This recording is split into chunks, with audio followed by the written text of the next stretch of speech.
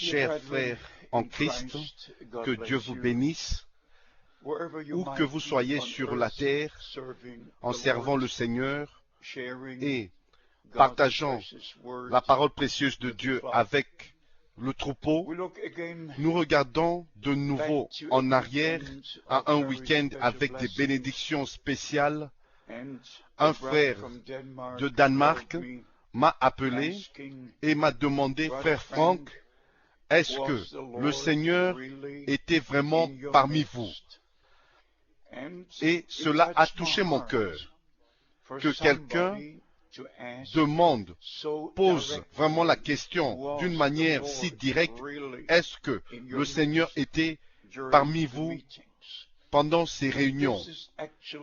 Et ceci est vraiment ce qui compte. Ce n'est pas ce que nous pouvons dire ou ce que nous pouvons faire, mais ce que le Seigneur fait selon sa parole promise pour ce jour. Et nous avons un peu partagé du livre d'Esdras et de Néhémie quand le peuple de Dieu est revenu de la captivité et avait rebâti la maison du Seigneur. Ce qu'ils avaient expérimenté était vraiment merveilleux. Ils ont pleuré, ils ont crié, ils ont loué Dieu. Et mes bien-aimés, je me suis rappelé de ce que Dieu fait maintenant même, en rétablissant et nous ramenant de toute captivité et nous ramenons sur le fondement afin que nous soyons édifiés de nouveau sur ce fondement original posé par les apôtres et les prophètes. Et le ministère de notre bien-aimé frère Branham n'était pas seulement pour être admiré. La photo avec la colonne de feu n'était pas seulement, n'avait pas pour but d'être accroché sur un mur quelque part, mais comme les Saintes Écritures disent dans Néhémie chapitre 9,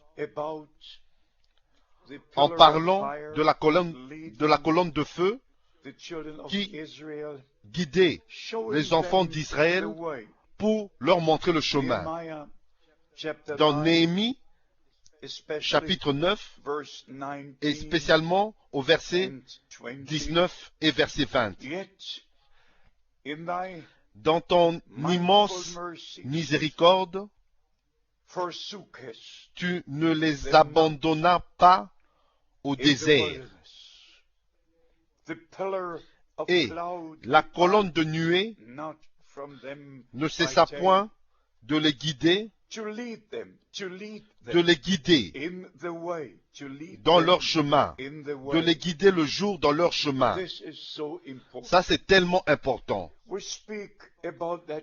Nous parlons de cette grande expérience de l'apparition de la colonne de feu. Et nous continuons dans nos propres chemins. Au moment où frère Branham avait commencé son ministère, après avoir reçu la commission directe et qu'il soit envoyé avec le message qui devait précéder la seconde venue de Christ, le Seigneur personnellement lui est apparu dans une colonne de feu, dans la colonne de feu, pour lui montrer le chemin et que lui, en retour, nous montre le chemin.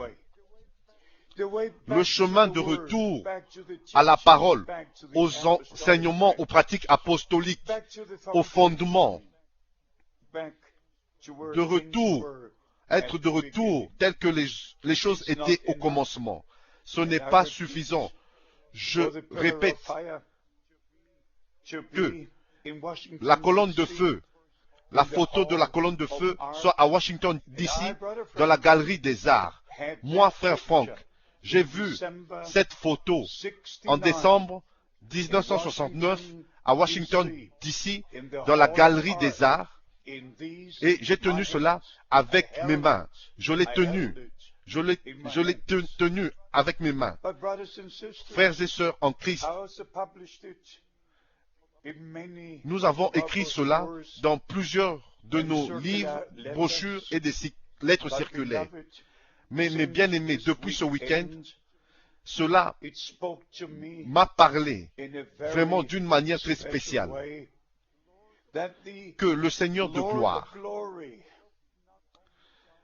n'a pas seulement regardé d'en haut, mais il est descendu parmi nous. Combien de fois Frère Branham disait, maintenant je vois la lumière sur cette personne, et puis il dit, c'est la même colonne de feu qui avait conduit les enfants d'Israël. Alors nous comprenons des Saintes Écritures que Jésus-Christ est le même hier, aujourd'hui et éternellement. Il y a beaucoup de choses qui doivent être corrigées. Permettez-moi de faire la déclaration suivante. Mes bien-aimés frères et sœurs en Christ, je crois de tout mon cœur à l'appel divin et au ministère divin de William Branham. Je crois qu'il était ce prophète promis de Malachie chapitre 4. Je crois que le Seigneur a confirmé ce ministère dans Matthieu chapitre 17, verset 11, et dans Marc chapitre 9, et dans d'autres écritures. Dans d'autres écritures où le Seigneur a parlé de ce sujet, il est vrai, Élie doit venir premièrement et rétablir toutes choses. Alors, nous comprenons que c'est le message de la restauration. Comme les enfants d'Israël furent ramenés et le temple fut restauré et rebâti, et la gloire du Seigneur, la gloire de Dieu est descendue. Et comme au jour de la Pentecôte, quand l'Église du Nouveau Testament naquit, mes bien-aimés, le ciel s'est ouvert et le Saint-Esprit est descendu, et la première prédication était accompagnée de la puissance du Saint-Esprit. Et nous comprenons que 3000 âmes ont donné leur vie au Seigneur et furent baptisées selon les Écritures. Mais bien-aimés, nous nous attendons au même Saint-Esprit qui descendra. La restauration n'est pas seulement un mot, mais cela doit être connecté à la réalité. Et il était aussi mentionné dans l'une des prédications, tout ce que Dieu dit, tout ce qu'il prononce, s'accomplit. Quand le Seigneur a dit que la lumière soit et la lumière fut, il n'y avait pas moyen de contourner cela. Chaque promesse que Dieu a faite nous conduira dans l'accomplissement, dans la réalité.